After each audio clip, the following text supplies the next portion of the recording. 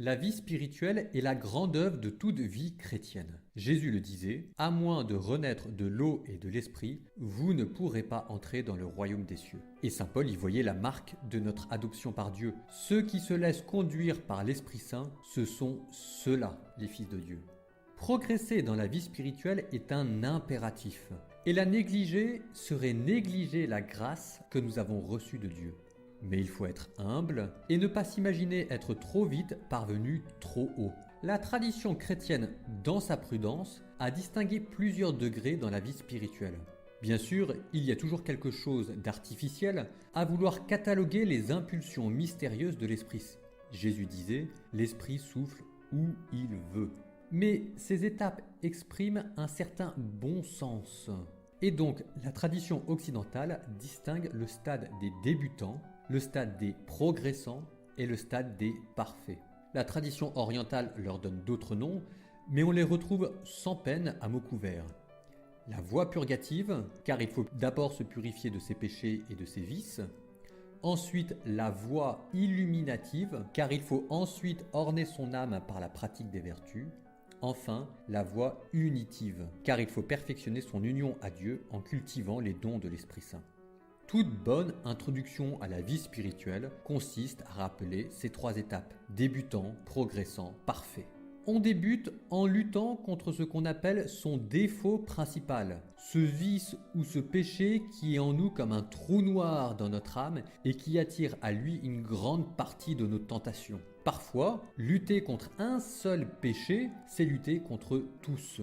Rappelons les principaux défauts contre lesquels on commence par lutter. L'égocentrisme, la colère, la jalousie, la paresse, l'avarice, la gloutonnerie, l'impureté. Je vous rappelle les principales armes dans votre lutte, la prière, le jeûne et les œuvres de miséricorde.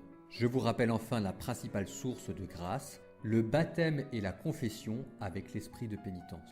Quand vous sentirez que les défauts principaux, à défaut d'être éradiqués, sont relativement jugulés, deuxième étape, vous devenez progressant en cultivant avec générosité les vertus. On parle d'attrait principal. Parmi toutes les vertus, chaque âme éprouve une attirance spéciale pour l'une d'entre elles.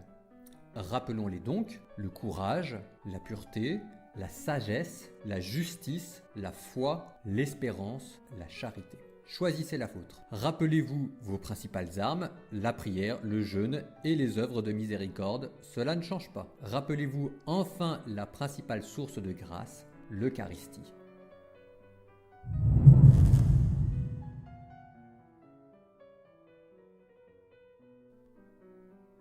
Nous avons précédemment parlé des deux premiers stades de la vie spirituelle.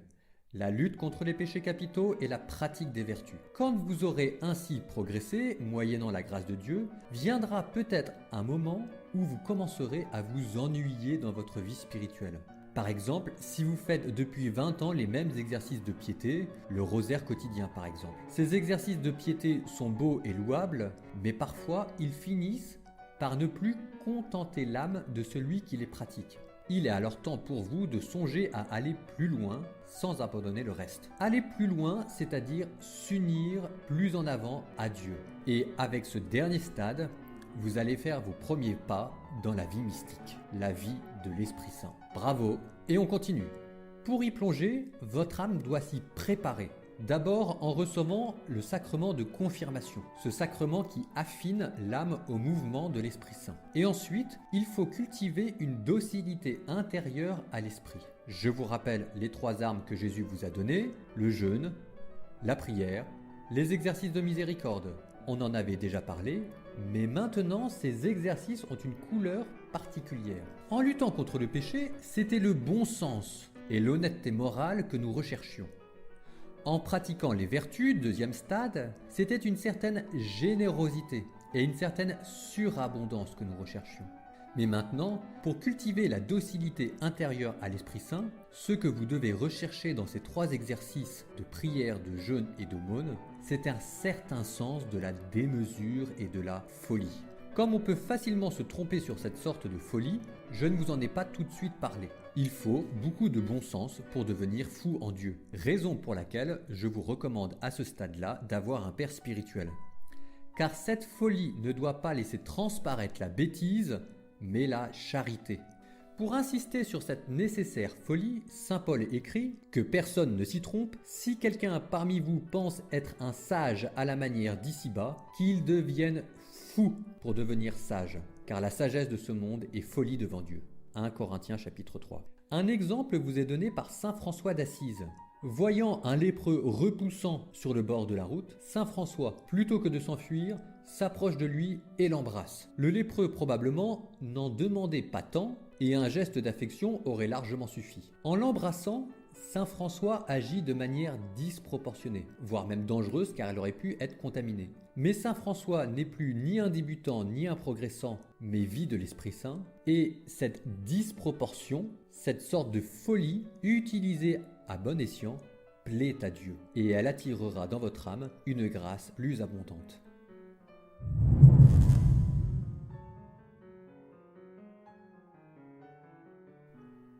Nous avons fait ensemble nos premiers pas dans le chemin de la perfection et de l'union à Dieu. Et je vous ai parlé de la folie de la croix. Parlons maintenant de la vie de l'Esprit Saint en vous. Un chrétien qui vit une vie mystique voit son caractère et son âme se transformer. Peu à peu, votre caractère et votre âme vont se mettre à ressembler au caractère et à l'âme de Jésus. Pour décrire ces ressemblances entre Jésus et vous, la tradition parle de vertus infuses, de charisme, de dons, de béatitude et de fruits. Vertus infuses, charisme, dons, béatitude, fruits, évidemment cela fait beaucoup de mots compliqués en une seule fois. Reprenons tranquillement. Les vertus infuses, ce sont les vertus cardinales, ces grandes qualités morales que tout homme doit pratiquer. Le courage, la justice, la tempérance et le discernement. Mais si vous êtes chrétien, l'Esprit Saint qui vit dans votre âme va pratiquer ces vertus avec vous et leur donner une saveur particulière. Par exemple, tous les hommes sont appelés à pratiquer la justice. Mais si vous vous laissez inspirer par l'Esprit Saint, cette vertu de justice va s'imprégner, s'infuser par l'Esprit Saint. Et pour vous, la justice va se colorer de miséricorde. Car quand un chrétien pratique la justice, ce n'est pas simplement le droit qu'il cherche, mais aussi l'amour fraternel. Il ne veut pas punir le coupable, il veut lui donner l'occasion de se racheter pour pouvoir se réconcilier avec lui. D'où, en vous, une certaine qualité chrétienne dans la vertu de justice. Et ça, c'est ce qu'on appelle les vertus infuses. Une première transformation de votre âme, une première ressemblance avec le Christ. Il y a d'autres types de ressemblances. Par exemple, les charismes. On trouve leur liste dans la première lettre aux Corinthiens chapitre 12. Par exemple, la prophétie, le don des langues, la glossolalie, la guérison, le don d'interprétation, le don des miracles, le don de guérison, etc. Les charismes sont une certaine surabondance de l'Esprit Saint dans votre âme. Cette surabondance se manifeste de manière inopinée dans des actions particulièrement éclatantes et extraordinaires. Cet éclat inopiné de la grâce en vous, c'est ce qu'on appelle un charisme. C'est une deuxième ressemblance de votre âme avec le Christ. Elle est plus gratuite et moins fréquente, mais elle est réelle. Et dernière ressemblance, les dons de l'Esprit Saint. Si vous vivez selon la conduite de l'Esprit Saint, vous recevrez certaines intuitions et certaines impulsions spirituelles. Je vous le garantis. Ces intuitions spirituelles, voilà ce qu'on appelle un don. Il y en a 7, les 7 dons de l'Esprit Saint, que l'on retrouve en Isaïe 11. Le don de sagesse, d'intelligence, de science, de conseil, de force, de piété, de crainte. J'avoue avoir une affection particulière pour les dons de l'Esprit Saint et j'y vois volontiers la porte d'entrée pour vous dans ce qu'on pourrait appeler la mystique ordinaire.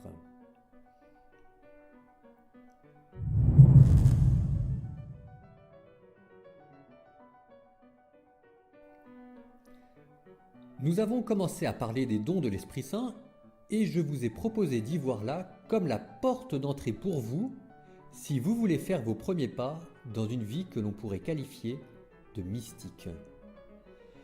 En s'appuyant sur le texte grec d'Isaïe 11, la tradition en a dénombré 7, les 7 dons de l'Esprit Saint. Je vous cite, « Et il sortira un rejeton de la racine de Jessé, de cette racine une fleur naîtra, et sur lui reposera l'Esprit de Dieu. esprit de sagesse et d'intelligence, esprit de conseil et de force, esprit de science et de piété, esprit de crainte du Seigneur qui le remplira. Dans le texte, ces 7 dons sont appliqués à Jésus, et c'est d'abord lui qui a bénéficié des 7 dons de l'Esprit Saint. Mais il est vrai aussi que cette onction messianique, la Bible dit qu'elle s'est répandue jusqu'à nous lors de la Pentecôte, événement que le sacrement de confirmation prolonge. Et c'est par cette onction et ces 7 dons que votre âme se met à vraiment ressembler à celle de Jésus. Romains chapitre 8, ceux que d'avance il connaissait, il les a aussi destinés d'avance à être configurés à l'image de son Fils, pour que ce Fils soit le premier-né d'une multitude de frères. En nous, les dons de l'Esprit Saint se présentent sous la forme de motions, de légers mouvements, des intuitions qui nous viennent de Dieu. Il ne faut pas imaginer des choses extraordinaires, ce sont les charismes. Les charismes existent, mais ils sont imprévisibles. Les dons de l'Esprit Saint sont plus humbles et plus ordinaires, mais plus stables. Et toute âme chrétienne qui est fidèle à la grâce reçue lors de la confirmation peut y prétendre. Vous, en particulier, pouvez y prétendre. Ce sont, comme je le disais, des intuitions, des suggestions qui nous traversent la tête comme n'importe quelles intuitions ou n'importe quelle suggestion. Mais, avec le temps et l'expérience, on apprend à mieux les discerner et à les reconnaître. Ces intuitions ne nous forcent pas, nous n'y sommes pas soumis à peine de péché.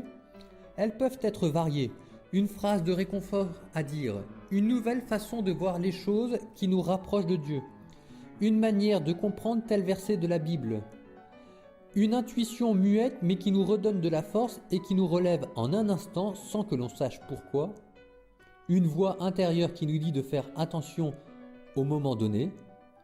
Ces intuitions peuvent paraître parfois un peu saugrenues. Elles viennent en nous sans justification et sans y être invitées, mais avec le temps, vous vous apercevrez qu'à chaque fois que vous y avez été docile, les choses se sont mieux passées. Elles se passaient déjà bien, mais elles se passent encore mieux. C'est pour reprendre l'image de l'huile associée à l'Esprit Saint, la goutte d'huile dans le moteur qui vous permet d'aller plus vite, plus loin. Les maîtres mots ici sont vigilance intérieure et docilité.